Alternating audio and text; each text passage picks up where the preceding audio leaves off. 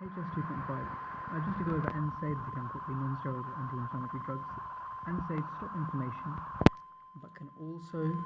but can cause gastric ulcers. So NSAIDs, they block prostaglandin from COX-2, which stops inflammation, which is good, but they have the side effect of blocking prostaglandin from COX-1, which decreases the mucosal diffusion barrier, because prostaglandin from COX-1, remember, they stimulate the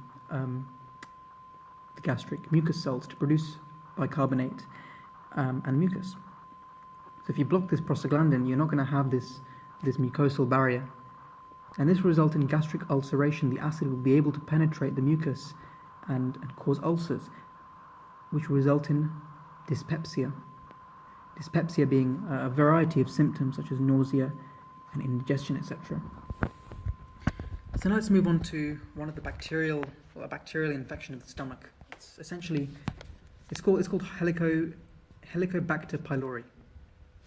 And what is it? Well, it's a gram-negative. Well, what does gram-negative mean? Gram-negative means, gram refers to the gram test. It's a stain, it's a violet stain. Because it's gram-negative, it means it doesn't take up the violet stain. But anyway, it's gram-negative, microaerophilic, acid-loving bacteria. It colonizes 40% of humans, and it's the leading cause of peptic ulcers, which is ulcers in the stomach, right? And this Helicobacter pylori has various adaptations to allow it to, cause peptic ulcers. It has flagella to move around. It has cell adhesion proteins to stick to the mucus and destroy the layers. And what it does is it destroys the mucus layer and it damages cells. This causes barrier damage, leading to ulcers. And the ulcers can also progress to cancer. And by damaging cells overall, the effect it has is acid production, which I'll come on to in a second.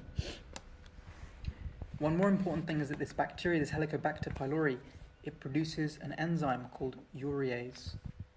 And the reason it does this is essentially to protect itself from the acid that it apparently loves. So it produces urease, which converts urea to bicarbonate through this equation here.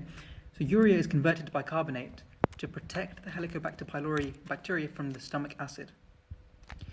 And this is one of the methods of diagnosis of this infection. If you have this infection, then you'll produce the urease. You can do the urease breath test. So the Helicobacter pylori has various adaptations to prevent damage to itself, cause acid production, cause barrier damage, such as through flagella and cell adhesion proteins.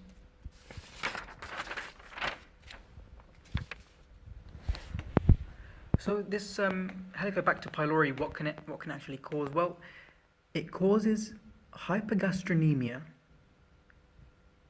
and duodenal ulcers in the antrum, and hypochloridria and gastric ulcers in the corpus. So let me explain that, right?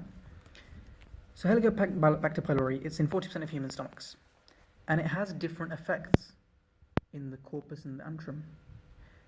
If you recall from HS2.1, in the corpus is mainly parietal cells. So in the corpus, it damages parietal cells. What do parietal cells do? Well, the parietal cells produce acid, don't they? So if you damage the parietal cells, you're going to have reduced acid, which is hypochloridria. It's damaged parietal cells, right? This will result in gastric ulcers, because the parietal cells are in the body of the stomach, so it will cause gastric ulcers, cancers, and gastritis.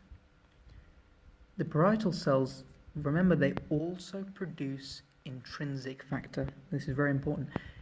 If you damage the parietal cells, you get a loss of intrinsic factor. So you get less B12 absorption, vitamin B12 absorption. And if you get less B12 absorption, then you get less red blood cell production, leading to a pernicious anemia, which I'll come on to in a second. So Helicobacter pylori in the corpus, it causes damage to the parietal cells, causing hypochloridria and gastric ulcers. However, in the antrum is made up of D cells and G cells. So in the antrum, what the Helicobacter pylori bacteria does is it inhibits antral D cells.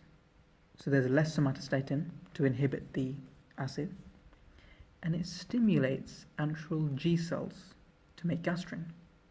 So you get hypergastrinemia. Emia is in the blood, you get too much gastrin in the blood. This will result in duodenal ulcers. And you can treat this infection in 3 ways. It's called triple therapy here, triple therapy. First of all, you want to deal with the infection itself. The way you deal with that is antibiotics. Amoxicillin and clarithromycin.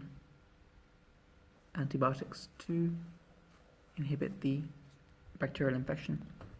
So that's 1, 2. The third triple part of the triple therapy is the proton pump inhibitors, such as omeprazole, to inhibit the proton pumps of the parietal cells to reduce this gastric acid secretion.